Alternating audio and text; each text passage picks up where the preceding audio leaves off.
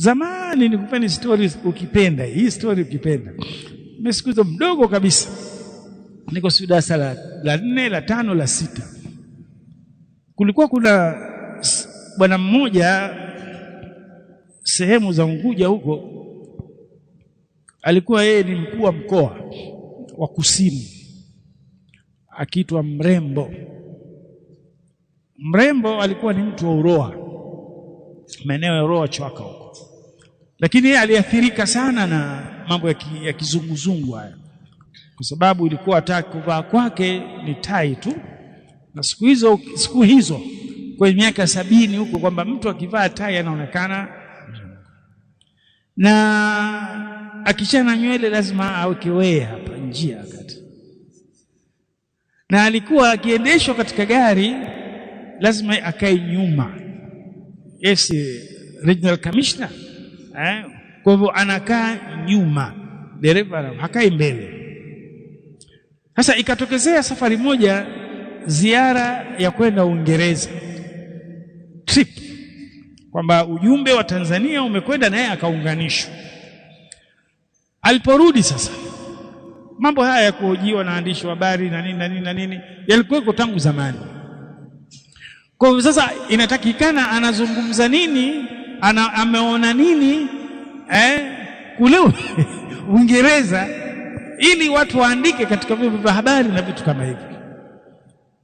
Akasema, mimi bwana nilichoki huko Uingereza, watoto yani, kwa maana nakusudia watu wamo katika maendeleo makubwa kabisa, watoto wadogo wanakula mayai. Yani zamani ilikuwa kula mayai ni kisha watoto wadogo wanazungumza Kiingereza, watoto wadogo wanazungumza Kiingereza.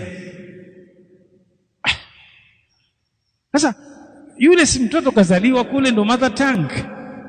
Ina maana yeye huyu Kiingereza kakipa hadhi kiasi ambacho wanastaajabu watoto wadogo kule nilipokwenda wanazungumza Kiingereza. Sasa kuna watu wa sampuli hizi, kwamba wao wamekalia kwamba elimu ya yani kuzungumza Kiingereza ndio ustaarabu wa hali ya juu kabisa, na kwamba mtu hajui Kiingereza, watoto wake hawafahamu Kiingereza, inaonekana kwamba watoto wake hawasomeshwi na vitu kama hivi. Ndugu zangu Waislamu, hapa inabidi lazima watu waamke kwamba uko umuhimu watoto wafundishwe lugha ya Kiarabu, muhimu mkubwa sana kabisa, na lugha ya Kiingereza ibakie tu kwamba ni lugha ambayo itakokuwa kwa ajili ya harakati za kidunia, lakini si kwa maana ya kwamba lugha ya Kiingereza ati mtu kama hatojua lugha ya Kiingereza basi hatakuwa na maendeleo. Si kweli. Leo katika nchi ambazo zilikuwa na maendeleo ya teknolojia kubwa kabisa hawajui Kiingereza. Japani, Urusi na nchi nyingine kama hizo.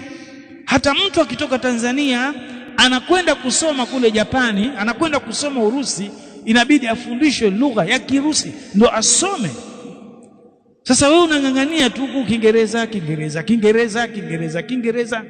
Sasa Uislamu unahimiza ni kwamba watu wasomeshwe zaidi lugha ya Kiarabu kama alivyosema Shaka.